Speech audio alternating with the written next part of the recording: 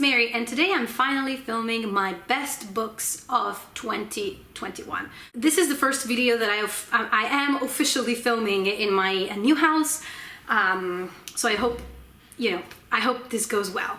But let's talk about the books. I have 8 books to talk about, and some like honorable, well, in these 8 books there are a couple of honorable mentions, I would say, just because I gave all the book 5 stars, aside from 2 that I gave, which I gave 4 stars to, but I still want to talk about them because they were impactful, I think, and they really shaped my reading experience last year, so I want to still talk about these 2 books. Of these 8 books, 4 are fiction and 4 are non-fiction, so I think we're, I didn't even do that on purpose, but they're equally split, which I think also sort of reflects my reading. First, I'm going to talk about the 2 books that I gave 4 stars to. First one is Convenience Store Woman by Sayaka Murata. This was translated from the Japanese by Ginny Tapley Takemori. This was a very quick and satisfying read, I would say. The protagonist of the novel is Keiko. She is a grown woman, she's 35 I believe, and she works in a convenience store and has been working there for 18 years, which is unusual because convenience store work is more for students, it's more of a temporary job, but she seems pretty content with her situation. She really wants nothing more from her life than to work there. She doesn't have a partner, and she's judged pretty heavily by society, by her family, because of her choices. This book is very sort of a bit exaggerated in how she doesn't even feel human, and her essence is being a convenience store woman, and everything she does is for the convenience store. It's all tied to it, so it's pretty intense on that front. But this is really a look on society and how badly society copes with people that are different, that don't fit the mold. How these people that do not conform really make normal people uncomfortable, and they should just stop doing that. Stop being weird. Why can't you be just like everybody else? Because you being different makes my life feel uncomfortable, which doesn't really make sense. And it also sort of explores the concept even of masking, of pretending to be just like everybody else, so that you can live your life in peace without anybody judging or with anybody telling you how you should live. And to a certain extent, I felt like this book was speaking to me too, because being neurodivergent sort of brings you to that, to masking and to just trying to conform with everybody else, because being like you are just doesn't feel right, because it makes other people uncomfortable. The need to constantly explain yourself, to defend yourself or your way of doing things or of understanding things. And if this book pushes it to the extreme, I think it was really interesting to read, and I could also relate. So definitely a book that I would recommend. Next up, a very controversial pick, another 4-star read, which was a 5-star read actually after I finished it, but then I bumped down a star after the excitement sort of waned a bit, and it is A Little Life by Hanya Yanagihara. I bumped down 1 star because I recognize that aside from my immediate feelings, this book is not perfect. I mean, it's not that I give 5 stars only to books that are perfect, but I felt like I couldn't ignore some problems that this book has, because it goes, it goes very hard on very sensitive topics. So of course, all the triggers for this one, I'm not one that usually talks about trigger warnings. I probably should start putting them in the box below because I just don't like to spoil the book. But you should know what you're getting into, because this talks about really literally every trigger warning present on the on the spectrum. It's in here, so major trigger warnings, especially for abuse. I talked at length about this book in my June 2021 wrap-up, so I'm just going to leave a link down below if you want to know more about my feelings towards this book. But for the purpose of this video, I'll just tell you that this book, because since in that video it was not really clear whether I liked it or not, because some people asked me, thought that I didn't like the book, but I did. I love this book.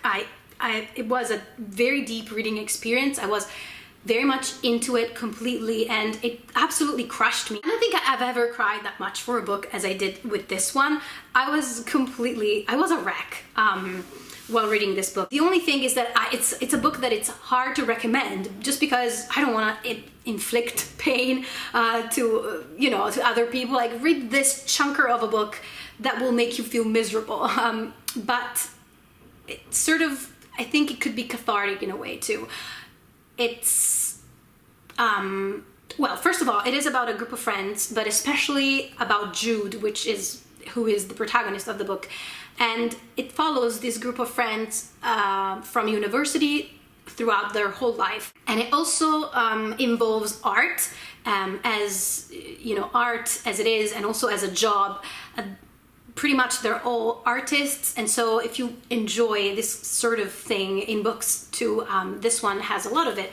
And of course it's more than the plot, is more about the connection of the characters.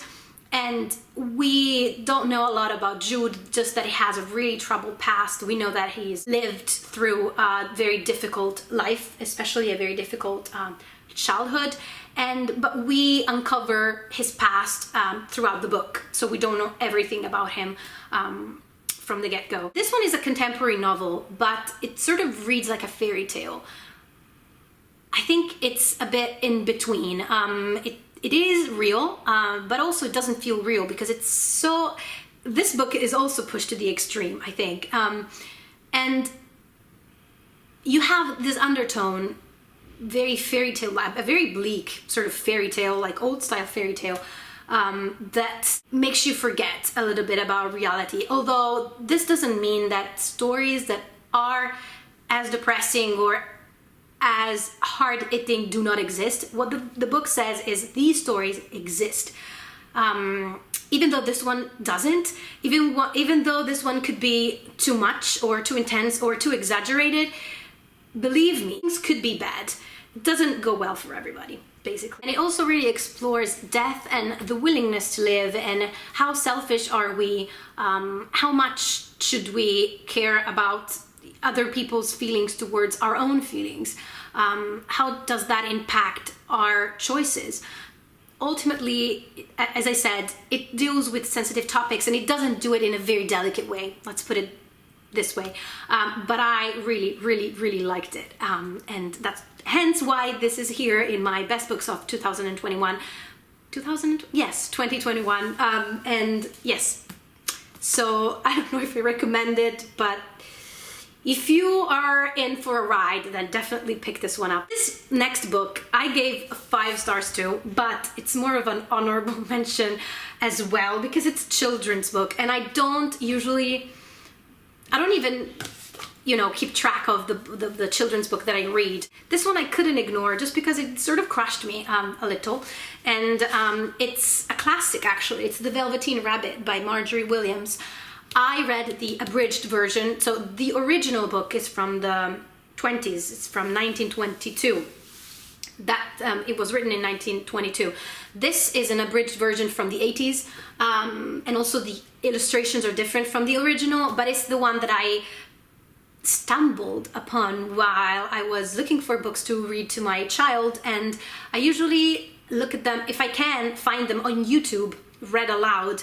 I want to read them before I purchase them, because I'm very picky with the books that I read to my son, and this one I didn't read to him because, to be honest, I think he's a bit too young to understand the concept, and he still struggles with what's real, what's not real. And this book is about a velveteen rabbit that wants to become real, and how toys become real or can feel real. And this feels like a sort of vintage Toy Story as a concept. I believe Toy Story sort of got an inspiration from this book. I don't know though if that's true, but it absolutely. Let me show you the illustrations. Even though these are not the original ones, this is the one that I found on YouTube, and I cried like a baby when I read this book. So I won't spoil. I know that I don't know what's the policy with children's book, if you can spoil them or not. I won't, but I'll leave a link down below to the YouTube reading of this. So if you want to read it on YouTube, it takes I think 5 minutes or so, and it really struck a chord with me. I think it's something about nostalgia, about childhood and memory. I don't know why it's so devastating to me. I simply could not avoid mentioning it. Since we're getting personal, a book that really meant a lot to me is a book that I just spoke about actually in my wrap-up, but it is Women with Attention Deficit Disorder by Sari Solden. This is a book from the early 90s that was revised in 2005, but still is an old book because 2005 was ages ago. It was written when ADHD was not as researched and as commonly diagnosed as it is now, as it is getting now, because now we're not in an ideal place either, but certainly in the 90s we were very far from what's happening now, especially for women. And that's why this is a perspective that focuses on that, and it talks also about pregnancy, being a mother, PMS, periods, you know, all these things through the lens of an ADHD person. I'm sure there must be lots and lots of books that now are dealing with this topic in a even better way, but this one, I just felt like it really helped me while I was being diagnosed, while I was learning more and more about ADHD. It spoke to me. It was very soothing to me too, because I just could feel, I could see myself in everything that she said, basically, everything that she discusses. I tabbed the hell out of this book and also highlighted lots of things. Yes, I found this extremely helpful and validating, even though it was an old one. I don't want to talk about every video that I mention ADHD. I feel like maybe you don't know me, and so I should explain that I was diagnosed with ADHD, but yes, I just don't want to talk about this every time. So I'll leave a link down below to a video that I made about reading and about having ADHD, and possibly you find that interesting or helpful. Anyway, if you have ADHD, this is definitely a book that I would recommend. Then we have the first 5-star that I gave last year.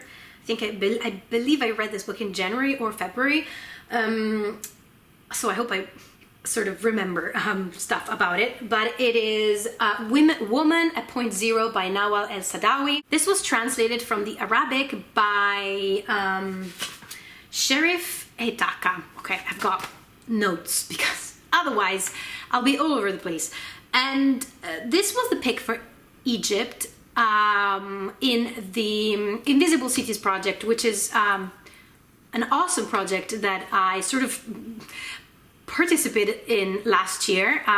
It's a group of lovely people, and they have a Discord about that, and it's still going on. I just sort of stopped following it just because that's how I am. I can't be consistent, but it's an awesome group, and I would definitely recommend you join it or just look into it, because they are reading books from all over the world, and you don't have like obvious books that are not as popular but are absolutely gems. It's a book that I really loved, and I also love discussing it because lots of people had different opinions, and reading also the sort of negative, more challenging opinions on this really helped me appreciate, you know, the good parts, but while also take in consideration the bad parts, or the parts that were not so clear. So this is a true story about Firdaus, and she was a prostitute in the 70s, basically, in Egypt. She was sentenced to death, and she's in prison because she killed a man. And while she's there waiting for the execution, basically the author, this woman doctor, as the author is was a psychiatrist, she goes there and interviews the woman, and the woman tells her story, which, as I said, is supposed to be a true story. But when interviewed, the author said, since it sort of feels a bit out of this world, the story, she was asked whether the story was real, the whole story was real, or did she sort of invent things to fit the narrative, what's real, what's not. And it's something that usually I'm very curious about, and I'm very that's why I don't really read a lot of fictionalized true stories, because I hate when you don't know what's true, what's not, and how could you know what that person felt. So it's a sort of thin line for me. But with this one, the author actually answers that everything is real and everything is not real. She sort of challenges the meaning of reality. She says that every time we tell something, it changes a little bit. It's not real as it was, because we are telling it through our own vision. And so, yeah, she's not clear about what she changed and what she didn't change. So I'm sure it was not just as the book is, the whole thing. But it in the end, it doesn't really matter, because she's trying to send a message. She's trying to make of Firdaus a symbol, and she manages that. The author was researching on neuroses in Egyptian women, and she takes this sort of extreme example. I sense a pattern here with the books that I enjoyed last year,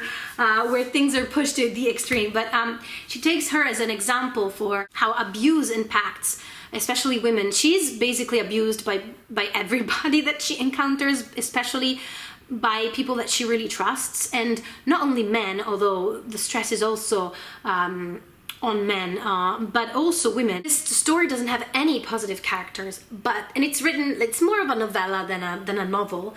And the way in which it's written, I said that it didn't bother me that you couldn't really tell what was real and what was not, just because this is written as sort of a Greek myth or a folktale, where you've got repetition of dynamics or phrases that detracts you from reality without detracting you from the truth of what she's trying to say, of her condition, of how this really impacts you physically and mentally, and how this deserves a thought, or more than a thought, because it's just not acceptable that this is what Egyptian women are or could be exposed to.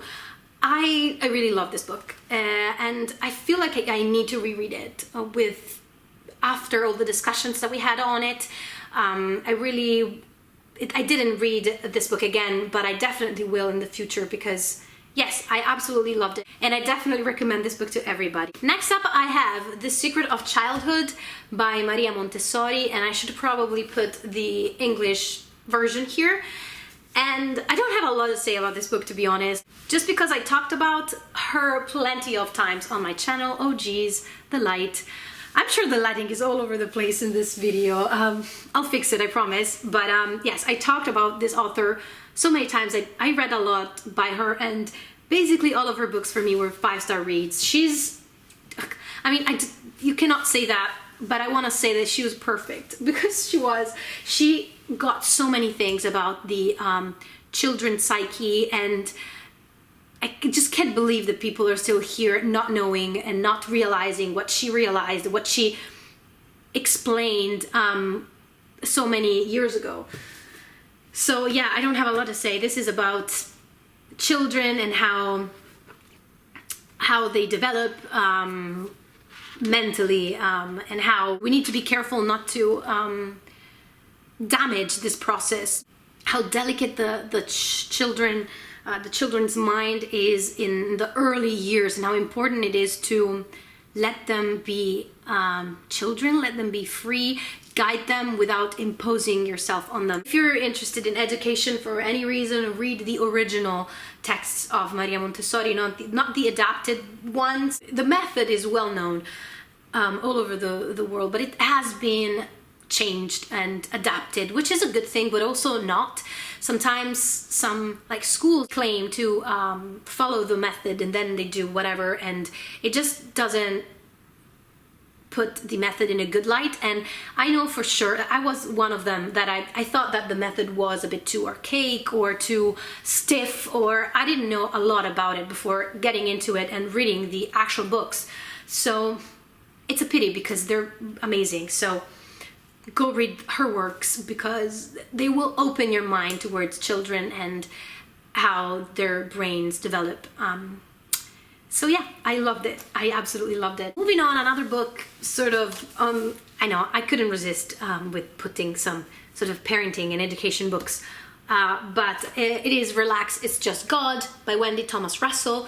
How and why to talk to your kids about religion when you're not religious. And I talked about this book recently because I just finished it basically, and it was a no-brainer, 5-star read for me. I think this book does exactly what it says. It's a very respectful book on how to speak about religion and why it is important to speak about religion, whether you're religious or not. Because religion is part of society, is part of culture, identity, and you cannot just ignore it, even if you're not religious. And how to talk about it when questions are presented to you, without influencing your children that much, which doesn't mean that your opinion will not influence your child, because of course it does, but is the way of saying that's, sorry, there's a fly in there, in here. It's very big.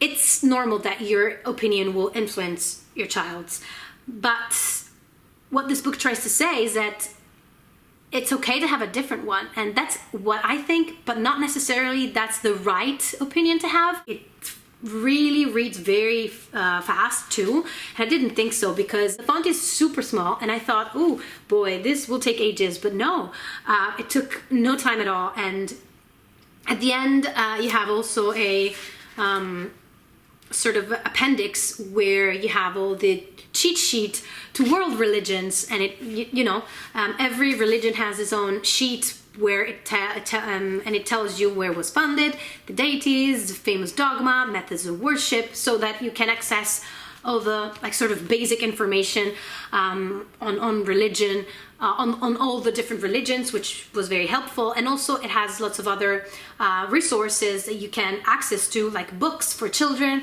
and how important it is to have books about every religion, all the religions, and to expose your child to all of them. I really loved it, and I definitely recommend it, especially if you have anything to do with children, if you're a parent, whatever. I thought this book was brilliant. Last but not least, another non-fiction book. It's Sitting Pretty by Rebekah Taussig, and I think this one was, I don't really want to rank the books that I'm talking about. This was not my favorite book, but possibly it could be, because it was absolutely amazing.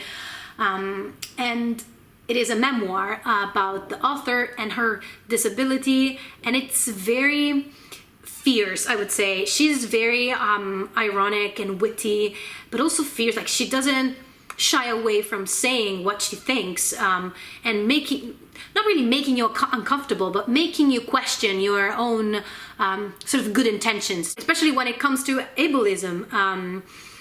And everybody is sort of guilty of it. Every able-bodied person is sort of guilty of it in a way. And I felt like it was speaking to me too, because I just don't pay attention to a lot of things that disabled people have to pay attention to. And she really made me open my mind more and more, and how people with disabilities have to conform to the norm because our body is a product, and so it has to be efficient as a product, and if it's broken or it malfunctions, then it needs to be fixed, and it's just not how it works. All our bodies deserve help and intervention and support, because we all have different needs and our bodies are all different, and we could be disabled at any point of our lives. Eventually, ultimately, we'll all be disabled because we will all be old people. but also you can have like temporary disabilities. Everything that we do for disabled people could be used to the advantage of everybody, not only the odd disabled person that happens to benefit from that, like that walks into a shop and there's a ramp. Anybody could benefit from that, even a person with a child on a stroller. Everybody could benefit from having a world that is more accessible for everybody. And how wrong it is to this tendency that we have to minimize our weaknesses, even when it comes to having a body with limits for whatever reason. Maybe you're pregnant, maybe you have your period, and you tend to minimize it because you're supposed to do it anyway, you're supposed to work anyway. So this book really speaks to everybody, but especially makes you look at disability with a different lens, and not the lens of, you know, pity and just empathy in a very sort of ableist way, and also being a neurodivergent, I could feel like it's, you know, it sort of spoke to me as a neurodivergent person too. And yes, I just think this book is fundamental, and everybody should read it. And she's also such a great writer. I could read anything that she writes, and I hope she does. And I hope she will write more in the future. I listened to this book on audio, but I intend to buy it. Yeah, I definitely recommend this one. And that's it. The sun is catching up on me, and I hope this wasn't too much of a mess. I don't know what I'm doing with this angle, but I hope you enjoyed. Sorry, I feel like I'm getting very close to you now. I hope you enjoyed, and please let me know what were your favorite books. Let's talk about the books that I just talked about, and I'll see you in my next video. Bye!